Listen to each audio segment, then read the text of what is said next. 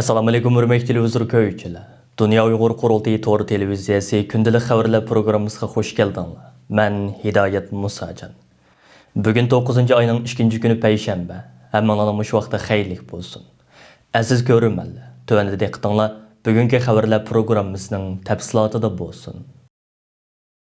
Dunya Uyghur Qurultiyining arzi bilan qurilgan xalqaro Uyghur sud kollegiyasining Londonda o'tkaziladigan 2-chi qitimlik sotining vaqti yaqinlab kelayotgan bir paytda Sharq Turkiston va Uyg'urlar masalasini tadqiq qilayotgan xalqaro ilmiy tadqiqot sohasidagi donliq olimlar, kishilik huquq faoliyatchilari va siyosiy yo'llar 1-sentabr kuni Angliyaning Newcastle universitetiga jam bo'lib, Xinjiang krizisi, qirg'inchilik, insoniyatga qarshi jinoyatlar va adolat degan temada zo'r ko'lamli ilmiy muhokama yig'ini chaqirdi. Newcastle universiteti, Dunya Uyg'ur Qurultiyi, Kishilik huquqni kuzatish tashkiloti, Yangi liniya instituti, Uyg'ur kishilik huquq qurilishi tashkiloti, Tahdid ostidagi xalqlar birlashmasi, Uyg'urlarning ozodligi uchun Yahudilar harakati tashkiloti, Raul Wallenberg kishilik huquq markazi qatorliq tashkilotlarning hamkorligida 1-sentabr boshlangan mazkur muhokama yig'ini 3 kun davom qiladi.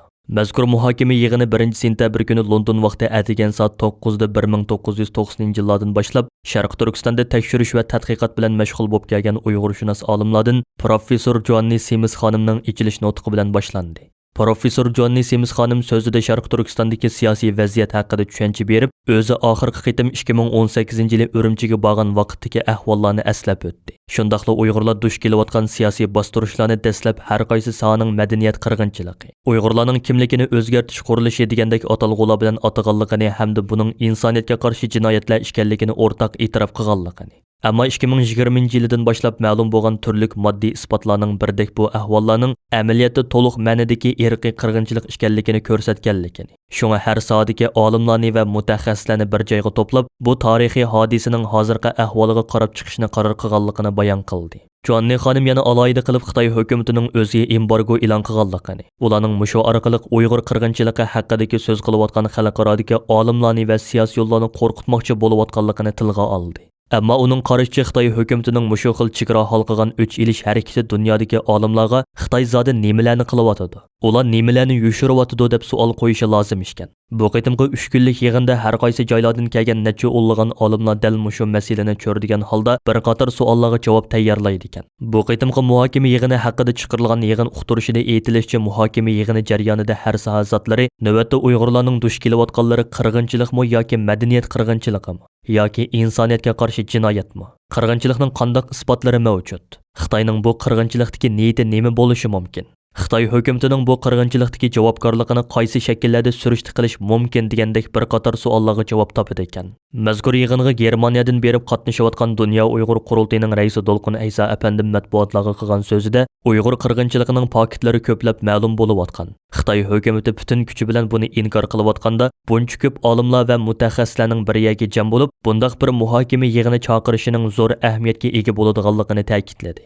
Bu qitimqi muhokama yig'iniga hozirgacha Uyg'urlar haqida so'z qilib kelayotgan olimlar, faoliyatchilar va siyosiy yo'llar ishtirok qilgan edi. Buncha ko'p har soha kishilarining Uyg'ur qirg'inchiligi temasidagi bu muhokama yig'iniga to'planishi haqida so'z qilganda, Dolqun Aysa apandim buning tasodibiylik emasligini, aksicha Xitoyning borgan sari yuqori pallaga ko'tarilayotgan Uyg'ur qirg'inchiligi qilmishining shuncha ko'p kishilarni bir so'ringa jam qilganligini bildirdi. Ma'lum bo'lishicha, bu qitimqi yig'inda o'ttirg'i tushgan fikrlar sistemalik holda ratlab chiqilgandan keyin har qaysi sohadagi olimlarning bayonlari va munosabatlik isbotlar bilan birlikda har qaysi hukumatlarga yo'llab beriladi ekan. Buning ta'siridan texmo ko'p davlatlarning Uyg'ur qirg'inchiligi haqida munosabatlik tadbirlarni elishiga turtki bo'lishi umid qilinmoqda ekan. Xalqaro Uyg'ur sud kollegiyasining Londonda o'tkaziladigan 2-chi qitimlik soti 9-oyning 10-kuni London vaqti atigan soat 9 da Uyg'ur sud kollegiyasining raisi Jeffrey Nice va sud kollegiyasining bosh advokati Hamid Sabiy apandilarning ichilish nutqi bilan boshlanadi. O'tganki 1-qitimlik sotda tunji bo'lib guvohlik bergan shaxs Gollandiyadagi o'zbek lager shohidimiz Qalbinur Sidiqxonim edi. Bu qitimlik sotda tunji bo'lib guvohlik beradigan shohidimiz ma'lum bir davlatdagi Uyg'ur xonimdan iborat. Dunya Uyg'ur Qurultiyi markaziy organining bugun stansimizga bildirishicha, bu navbatlik sotda chet ellik va Sharq Turkistonlik bo'lib jami 40 nafarga yaqin kishi guvohlik beradi. Bularning ichida Uyg'ur va qozoqlarni o'z ichiga olgan Sharq Turkistonlik shohidlar 10 nafar, Sharq Turkistonlik tadqiqotchilar 4 nafar, qolganlari chet ellik va Xitoylardan tarkib topgan mutaxassis va qonunshunoslardan iborat. Sotning tunji kuni Sharq Turkistonlik shohidlar va chet ellik tadqiqotchilardan bo'lib jami 8 nafar kishi guvohlik beradi. Bularning ichida bir nafar Xitoy tadqiqotchimi bor. Oldingi qitimliq sotda bir nafar Xitoy soqchimi guvohlik berib, intayin zo'r ta'sir qo'zg'agan edi. Bu qitim Londonda o'tkaziladigan ikkinchi qitimliq sotning butun jarayoni 9-oyning 10-kuni London vaqti atigan soat 8:30 da sizlar ko'rayotgan Dunya Uyg'ur Qurultiyi to'r televiziyasining YouTube kanali orqali naq maydondan bevosita tarqatiladi. Bu qitim sotda guvohlik beradigan chet ellik shohidlarning so'zlari stansiyamiz tarafidan alohida taklif qilingan 2 nafar tarjimon orqali naq maydondan bevosita tarjima qilinadi. Stansiyamiz sot boshlanishidan 2 kun burun, ya'ni 9-oyning 8 va 9-kunlari sotga qatnashish uchun Londonga kelgan Sharq Turkistonlik guvohchilar va kuzatuvchilarning qatnashishida cho'ng tipdagi naq maydon suhbat programmasi o'tkazildi. Sotning oxirgi kuni bo'lgan 9-oyning 13-kuni kechda so'z solida Dunya Uyg'ur Qurultiyi tarafidan Angliya parlamentida Uyg'ur irqiy qirg'inchilik qarorining qabul qilinishida boshlamchilik rolini o'ynagan va bu sababdan Xitoyning embargosiga uchragan Nusrat G'ani qatorliq parlament a'zolariga sharafnoma tarqatish murosimi o'tkazildi va mazkur murosim stansiyamizning YouTube sahifasi orqali naq maydondan tarqatiladi. Shunga hozirdan boshlab stansiyamizning YouTube sahifasiga obuna bo'ling va bu tarixiy fursatni qochirmang. Xitoy Kompartiyasi 27 va 28 avgust kunlari Beyjingda mamlakatlik oz sonliq millatlar xizmati yig'ini chaqirib, Xitoyning buningdan keyin bu davlatdagi Xitoy bo'lmagan millatlarga qaratiladigan siyosatining tub nishonlarini bekitgan. Analizchilar bu yig'inning qarori Xitoydagi Uyg'urlarni o'z ichiga olgan Xitoy bo'lmagan millatlarning kelajagiga qarata xalqlik ta'sir ko'rsatganligini ilgari surmoqda. Xitoy taratqullarining xabarlaridan ma'lum bo'lishicha, yig'inda Xitoyning Jonghua millati kollektivi barpo qilishni markaz qilgan yangi davr oz sonliq millatlar ishlari loyihasi o'ttirg'a qo'yilgan. Yig'inda eng diqqat qilarliq nuqtalarning biri diqqatni Jonghua millati engini shakllantirishga markazlashtirishning ta'kidlanishidir. Yig'inda Shi Jinping bu masalani bu jihatdagi xizmatning markaziy nuqtasi qilishni ta'kidlagan. U texmo kuchlik o'rtaq kimlik va har qaysi millatlar bir-biriga texmo cho'nqur bog'langan o'rtaq kelajakka ega bir Jonghua millati gavdasini shakllantirishni talab qilgan. Bu navbatlik yig'in Xitoyning 1978-yili ishni echib etishga boshlagan 40 necha yildan beri chaqirgan 5-qitimliq oz sonliq millatlar xizmati yig'inidir.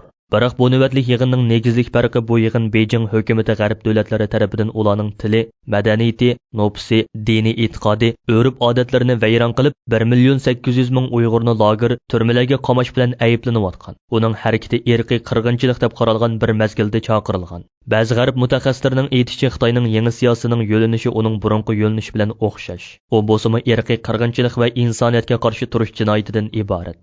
Amaliyotda Shi Jinping bu orqali barliq etnik o'zlik engini yo'qotmoqchi. U xan o'zlik engini saplashtirmoqchi. Buning o'zi bir etnik tozalashdir. Bu uning burunqi shakli. Bu deganlik Uyg'ur o'zlik engini yo'qotish, Uyg'ur xalqini yo'qotish deganlikdir. Yig'inda Shi Jinping Xitoy tilini umumlashtirishni kuchaytirib, Jonghua millati kimlik engini barpo qilish bilan bir vaqtda yana oz sonliq millat a'zolarining Jonghua millati manfaatini birinchi o'ringa qo'yishini, Xitoydagi millatlar ishlarini Xitoyning o'ziga xos usulda bartaraf qilishni ta'kidlagan. Yig'inda Shi Jinping yana milliy bo'lgunchilik va diniy radikallikni tub yildizidan yo'qotishni, millatlar ishlaridagi cho'ng xiyim xatar va yoshirin xatarlarning qat'iy oldini olishni talab qilgan. Shundaqla u yana xalqaro bilan terrorlikqa qarshi hamkorlikni kuchaytirganligini aytgan. Xitoy taratqularida uning kimni ko'zda tutganligi tilga ilinmagan bo'lsa-mu, biroq uning Uyg'urlarni nazarda tutganligi sir emas. Xitoyning Afg'oniston vaziyatidagi o'zgarish bilan Amerikaga Sharq Turkiston islom harakatini qayta terrorlik tashkilotlar tizimligiga kirgizish to'g'risida besim ishlatishga boshlaganligi. Shundaqla Talibanlarning bu guruh bilan chek-chegarasini ayirishni talab qilganligi ma'lum.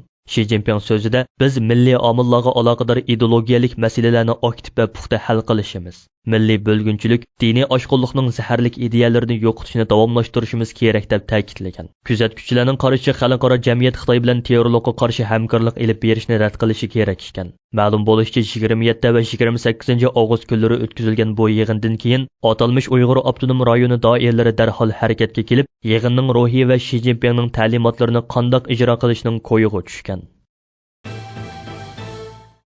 Amerika Tashqi ishlar ministri Antony Blinken bilan Xitoy Tashqi ishlar ministri Wang Yi 29 avgust telefonda so'zlashib, Afg'oniston vaziyatini shundaqla Amerika-Xitoy munosabatlarini muzokara qilgan. Amerika Tashqi ishlar ministrligi bu vaqtdagi bayonotida bu suhbatning tafsiloti to'g'risida ko'p to'xtalmagan bo'lib, bayonotchi Ned Price Blinkenning Wang Yi bilan xalqaro jamiyatning Talibanlarni afg'onlar va chet elliklarning bexatar yo'tkilishi ham sayohat erkinligi to'g'risida bergan oshkora va'dasi masalasida javobgarlikka tortishning muhimligini so'zlashganligini bildirgan. Lekin Reuters agentligining xabar qilishicha, Wang Yi barliq taraflarning Taliban bilan uchrashishi va ularni ijobiy tarafga yetaklashi kerakligini aytgan. U yana Amerikaning terrorlikka qarshi qo'sh o'lcham qo'llanish yoki qo'llab qarshi turish o'rniga konkret harakat qo'llanib, Afg'onistonning terrorlikqa qarshi kurash qilishi va zo'ravonlikni to'xtatishiga yordam qilish kerakligini ilgari surgan. Wang Yi yana Xitoy Amerika taraf bilan qanday aloqa qilishni uning Xitoyga tutgan muomalasiga asosan o'ylashidir degan. Wang Yi o'tgan qitim Amerikaning Sharq Turkiston islom harakatini qayta terrorlik tashkilotlar tizimligiga kirgizishini talab qilgan edi. Lekin ba'zi kuzatuvchilarning aytishicha Xitoy Afg'oniston vaziyatidagi o'zgarishni tasdiq qilib, o'zining 20 yildan beri davomlashtirib kelgan Sharq Turkiston terrorlik tahdidi nazariyasini qayta bozorga solmoqda va bu orqali diqqatni burab, o'zining Uyg'urlarga qarata ilib borgan irqiy qirg'inchilik qilmishini yepishga urinmoqda ekan.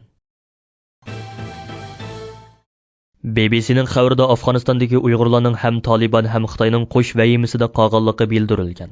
Xabarda Afg'onistondagi Uyg'urlarning navbatda millionlagan afg'onlarga o'xshashli Talibanlarning hokimiyatni o'tkazib olishidek bir reallik bilan yuzlashganligini. Ularning boshqa afg'onlarga o'xshashli Talibanlardan qo'rqsimi, ammo o'xshamaydigan yeri ularning yana Xitoyning Afg'onistondagi ta'sir kuchidan qo'rqadiganligini ilgari surgan. Xabarda aytilishicha, Afg'onistonda yashaydigan 2000 dak Uyg'urning ko'p qismi ota-onasi Xitoydan qochib kelgan ikkinchi avlod Uyg'urlar bo'lsa-mu, biroq ularning kimlik kartasiga Uyg'ur yoki Xitoylik ko'chman deb yozilganligi uchun, agar Xitoy Afg'onistonda Amerikaning o'rnini egallasa, ularning Xitoyning zarba berish nishoniga aylanishidan ansiraydi ekan. Kabulda turishliq 50 yoshlardagi bir Uyg'ur BBC'ga so'z qilib, bu hozir Afg'onistondagi Uyg'urlarning eng cho'ng qo'rqinchi ekanligini bildirgan. BBC'ning aytishicha, u yana biz Talibanlarning Xitoyning bizni kontrol qilishiga yordam qilishidan yoki ularning bizni qo'lga ilib Xitoyga o'tkazib berishidan qo'rqamiz degan. Talibanlar Afg'onistonda kontrol qilgan 14 avgustdan beri qancha Uyg'urning Afg'onistondan qochib chiqishga muvaffaq bo'lganligi ma'lum emas. BBC'ga so'z qilgan Uyg'urlarning hammasi Talibanlar hokimiyatni egallagandan beri sirtqa chiqmay uylarida mo'kinib yotganligini bildirgan. Afg'onistonning Mazari Sharif shahrida o'ltirishliq bir Uyg'ur 10 necha kundan beri talog'i chiqmay uyda o'ltirganligini bildirib, bizning kimlik kartamizda Uyg'ur deb aniq yozig'liq degan.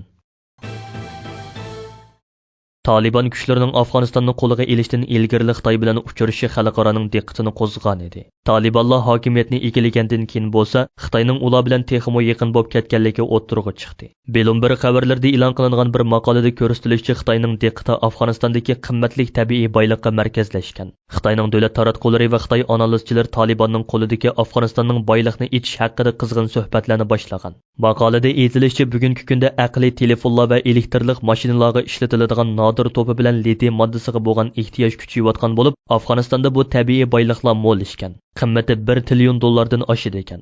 O'tgan 40 yilda Afg'onistonda uzilmay davomlashib kelgan urush tufaylidan sobiq Sovet ittifoqi, Rossiya va Amerikaning bu boyliqlardan ichib foydalanishi to'sqinlikqa uchragan. Amdilikda Xitoy bu qimmatli boyliqqa ko'z tikayotgan bo'lib, qo'shni davlat Pokistonga solgan 60 milliard dollarlik ul asla qurilishiga tayinib, Afg'onistondagi u xom ashyolarni qizish va Xitoydagi zavodlarga to'shish imkoniyatiga ega ishgan. Ammo buning uchun Taliban kuchlarining Afg'onistonda to'liq muqimlik o'rnatishi va rayon bexatarligini saqlashi kerak ishgan. Hurmatli televizor ko'ruvchilar, yuqorida Dunya Uyg'ur Qurultiyi to'g'ri televiziyasi kündəlik xəvərlər pirugrammısida diqqətinizə sunduq. Keyin qitimliq pirugrammimizni ko'rishaylik. Ko'rishga omon bo'lgaysizlar. Xayr xo'sh.